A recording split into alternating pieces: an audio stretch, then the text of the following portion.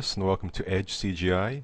In the fourth video, I want to introduce to you 4 new techniques that we can use to create even more detailed and complex hard surface sculpting in ZBrush. The first technique is a relatively simple one. What you simply do is you hold Control to activate your masking tool, and here I make sure that mask pen is activated. You can go ahead and decrease the focal shift and increase the intensity to have a sharper mask. And basically what you do is I can turn on perspective, turn off the floor, and I just hold Control and I make a mask.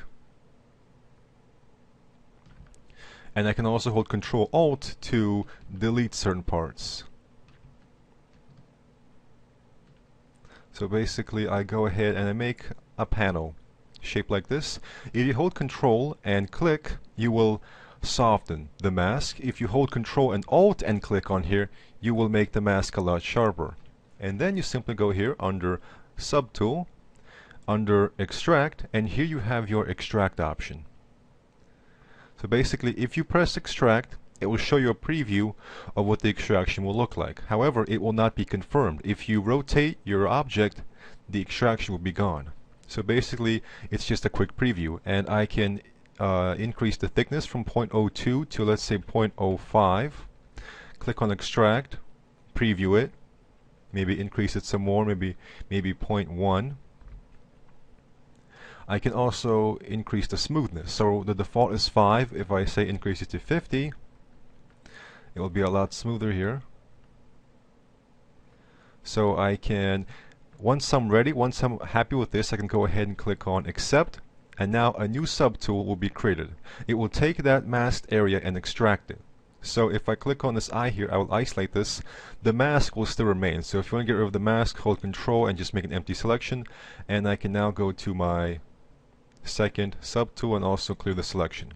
So if I press N, I can switch between which subtool is active, which one I can actually sculpt on. So that's the first technique, Extract. Second technique, and by the way, your new extraction will not have symmetry active. So if you wish to activate, you can go ahead and press X, and now symmetry will be active, and you can begin working on this one as well. So the second tool I want to show you is hold Control Shift, and this activates your rectangle selection mode. You can use this to isolate certain parts of your mesh. However, if you hold Control Shift and click on this, you will have access to these trim brushes. And these are useful for trimming and slicing off certain parts of your mesh. So if I go under Trim Curve, for example, the shadowed area, everything will be sliced off that's on the side of the shadow. So everything that's on the left side here will be sliced off. So as you can see, this is great for getting really sharp edges.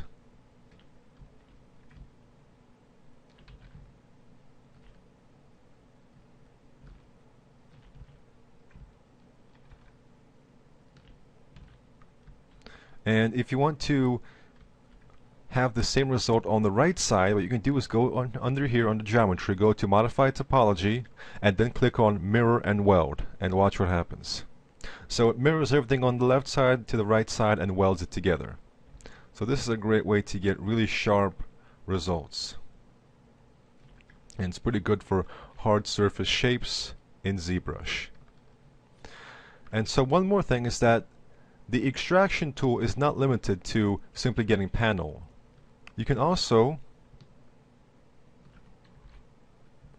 extract something, set the thickness to something much higher, accept,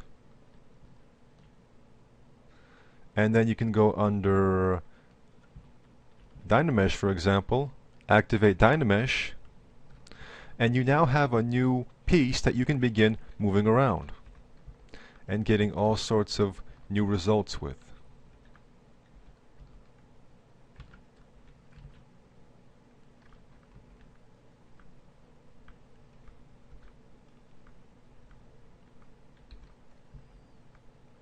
So this is a great way of getting even more pieces, and you just keep dynameshing and editing until you get a new piece.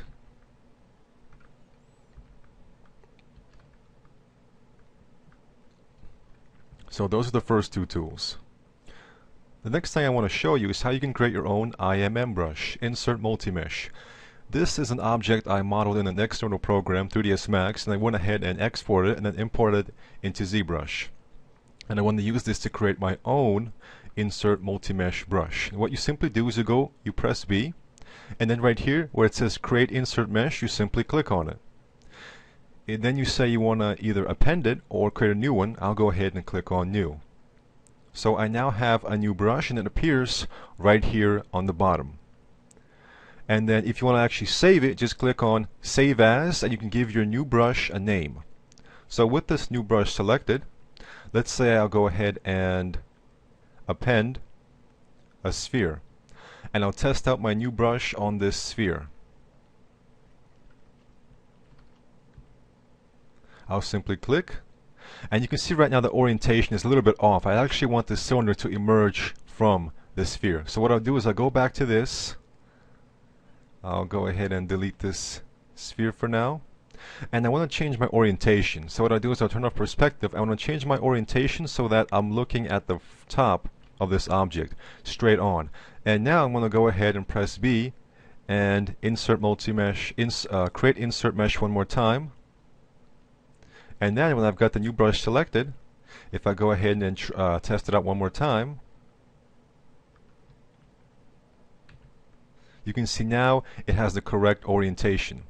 And with this, I can quickly create a bunch of nice hard surface objects in ZBrush. So you notice that one problem here is that it's sticking out a little bit too much. I actually want this to be inside of the mesh. So what I'll do, go under Brush, and then go under Depth. And right now the embed is at 100. Let's go ahead and change it to something like -46. And now you can see it's actually inside of the mesh, maybe a little bit too much. Let's go ahead and change it to, let's say, 0. And now it's at this depth. So you can easily change how deep it will be. And let's say if this sphere, and so right now it masks off the areas that you're not working on right now. So it automatically creates a mask. So what I'll do is I hold Control, get rid of the mask, and now what I'll do is I'll go under Split, Group Split. And now all these objects are now part of their own group. So I can now sculpt the sphere independently and create some organic details, like that the cylinder is kind of emerging from an organic creature.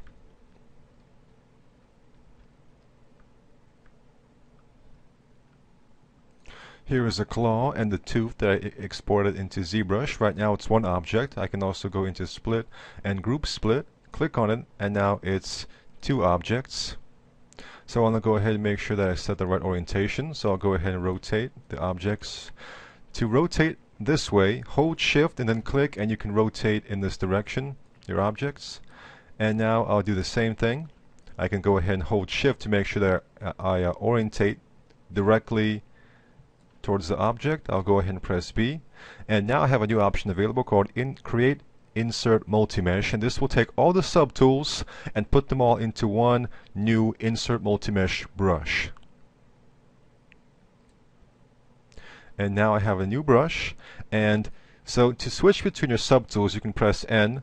To switch between Insert MultiMesh meshes you can go ahead and press M, and now you can see I have two, a claw and a tooth. So if I go ahead and append a sphere, I can go ahead and test them out. First I'll go ahead and press M and select if I want to use this one or this one. And the names here are the same names that the objects used to have. So if I wanted to be more detailed, I could rename this to claw and this one to tooth.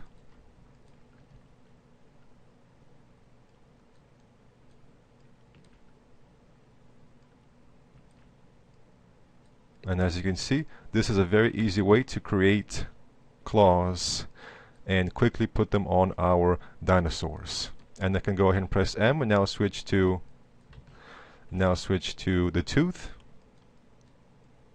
And now I can quickly insert teeth on my T-Rex and give it different sizes. Here is another object I export into ZBrush. And I'm going to go ahead and do the same thing. First orient it correctly, then I'll go ahead and press B, create insert mesh. And so I'm going to do something a little bit different for this one. So if I go ahead and do this, you can see it starts appearing. But what I want to do is create like a tube of these things. So what I'll do is, first of all, I'll click on this divider here on the left to open this up. And I'll go under stroke and I'll find this little icon right here and then drag it and put it right here. And this way I can select and change options here faster than having to go here every time. And I'll go under curve and I'll activate curve mode. And now when I go and create a curve on my object, that mesh will be duplicated along the curve. So right now it's a little bit too far apart. I'm going to go ahead and set the curve step here to something like 0.7. And now it will take that mesh that I imported and duplicate it along the curve. So this is a great way of getting some complex curves and tubes throughout your model. And ZBrush also comes with some good default ones. So if you press B and then press I, these are your IMM insert multi-mesh brushes, and ZBrush comes with some nice ones like insert cylinder. So here you can insert cylinders into your cybernetic dinosaurs and everything else that needs tubes. And here are some mechanical parts I created specifically for making this cybernetic T-Rex, and you can see right now they're all scrunched together. So I'll go ahead under split, group split, and now here are all the parts. I can press N to switch between them, but I want to go ahead and of course make these all into an insert multi-mesh brush. So I'll go ahead and press B, create insert multi-mesh, and now I have a new brush, and when I press M I can activate all the things that are inside of it. So I can use all of these parts when creating my mechanical dino. For example, this one right here is for the claws on his foot, and these are various types of plates and little types of details that we can add to a dinosaur or to any mechanical object. And I'm going to be using these to add some nice hard surface objects to my dinosaur. So when you're getting ready to insert mechanical parts, it's a good idea to mask various parts of your creature and give them separate polygroups. Polygroups in ZBrush are a great way of grouping and isolating different parts of your geometry, of your sculpt. You can just hold Control Shift and click on a polygroup to isolate it. And you can differentiate between different parts of your mesh, like the head, the legs, the arms. Here I'm using the insert multi-mesh brush that I just showed you, and I'm inserting those claws into the bottom. And I think that using IMM is the fastest and easiest way to insert these types of features into your sculpt, like claws, teeth, feathers, and other types of numerous small details like that. And so when you insert it, the mesh that you're inserting is unmasked and everything else becomes masked. And this is a great way to use, this allows you to use the transpose tool to quickly move, rotate, and scale your newly inserted mesh. And then after you've inserted, you can go back to your original mesh and move the holes in the arms and feet to better hold the claws. And here I'm inserting teeth. So the number of teeth that are inserted here is not scientifically accurate. I read that a T-Rex has about 60 teeth, 30 on the bottom and 30 on the top. So you will need, if you want to be accurate, you will need 15 on the left for the top jaw and 15 on the right, and the same for the bottom jaw. So the number of teeth that I'm inserting here is not accurate. So you want to go ahead, and one thing you should know is that the teeth on animals, especially on Tyrannosaurus Rex, they differ in terms of their position. So the teeth in the front are actually a lot smaller. They have a D shape, and they are made to withstand lots of force so they don't snap off when the jaws go over a prey, whereas the teeth on the sides are much larger and more banana shaped. And so here I've got all the areas, different polygroups assigned to each area, so I can quickly hide and isolate various areas. And now I'm getting ready to insert some mechanical pieces into this leg. So I'm going to give him also a cybernetic right leg, just like I gave him a cybernetic right arm, except I'll be using some new tools, the tools that I just introduced to you, to do this, as well as some old ones. But here I am, here is my brush, and I've got a lot of different meshes to choose from. Here I'm inserting a joint into his knee, and then of course using the transpose tool to position it. And you'll find yourself using the transpose tool a lot to position, rotate, and scale various tools here. And of course I could have spent more time creating different shapes, so it's a good idea to have knowledge of a polygonal modeling program, a program that uses polygons, because there's a lot of shapes and geometry that's a lot easier to model with polygons as opposed to sculpting it. So if I spent more time creating various shapes, I could have had like a library of dozens and hundreds of insert multi-meshes to choose from. And as you can see, I'm just inserting various things and positioning. And this is a process known as kidbashing. And this is a process that's used by people who worked with figures, like action figures and all sorts of different toys. And kidbashing is when you take pieces from various figures and combine them onto other figures to get new and interesting results. So we can do that in ZBrush. We can insert lots of different shapes and configure them in various ways to get instant feedback on our design. So if we like something, we can keep it. If we don't like it, we can just delete it and try something else. And here I'm masking away the calf, the center part.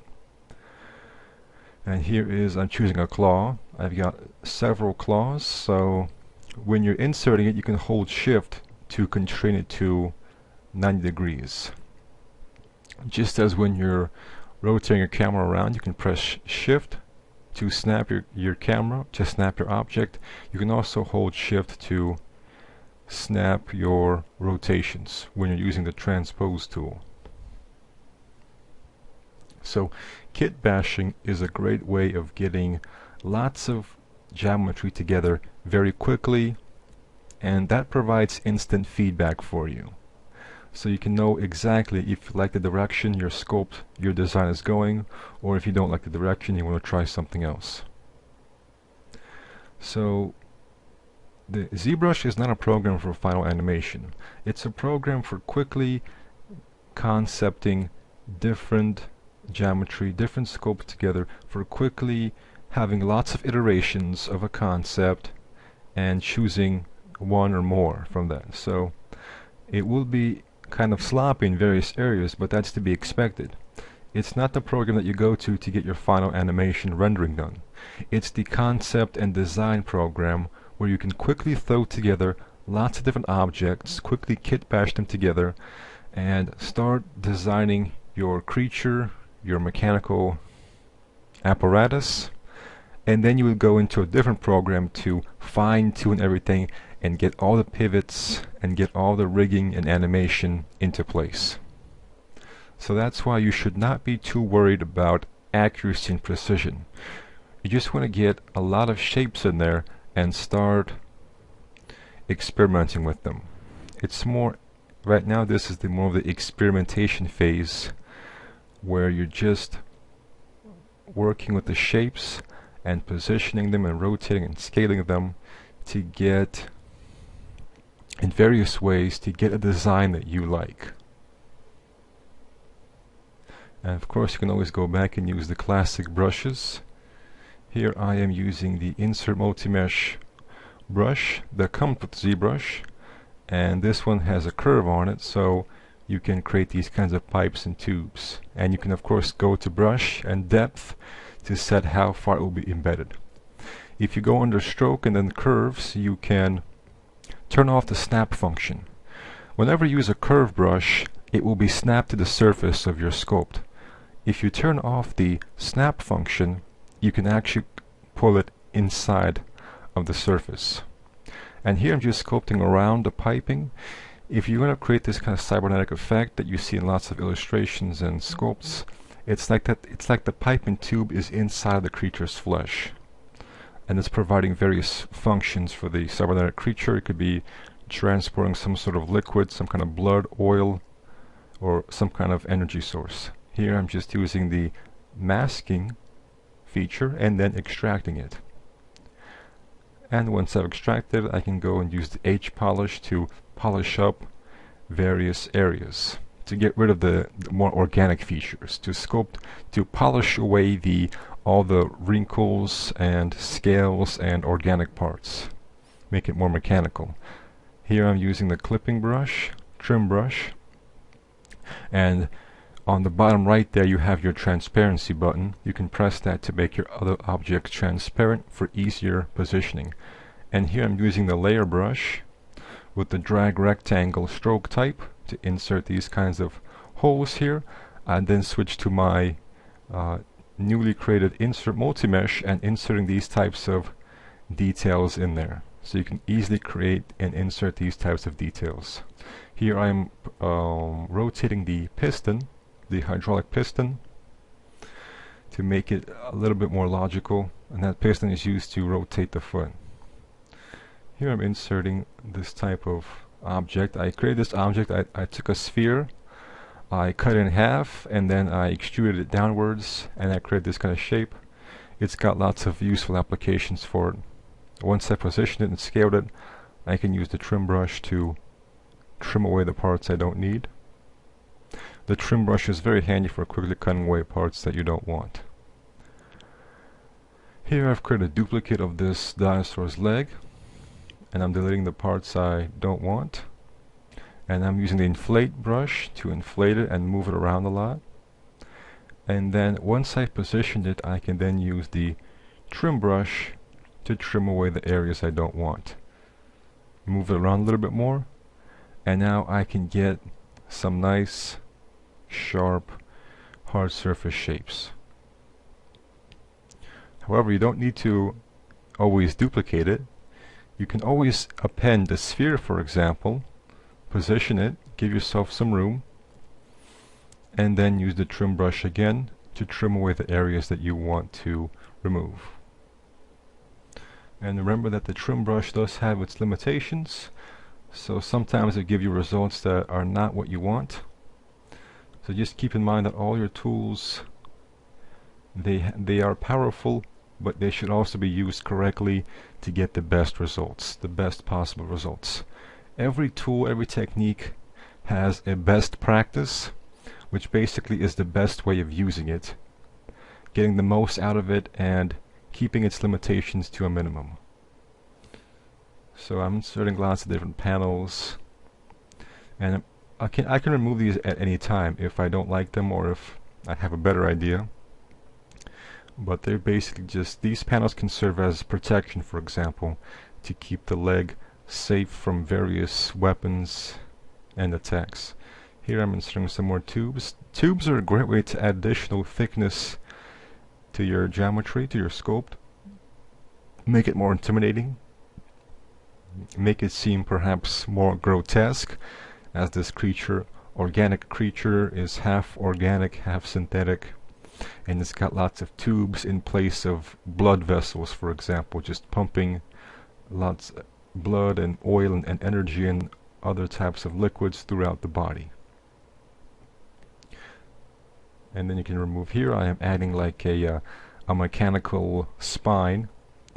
I guess it's a replacement, or it's used to reinforce the creature's natural spine.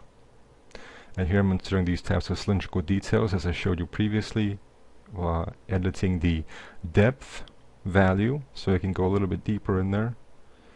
And these can serve as like fusion reactors to power the dinosaur, for example. They can have lots of different uses. It's all up to your imagination. Here I'm just going back here and adding more of these types of nuts and bolts details. So once you made the holes, you can always go back and add different types of details in there. And here I also want to show you how you can insert a tube in here.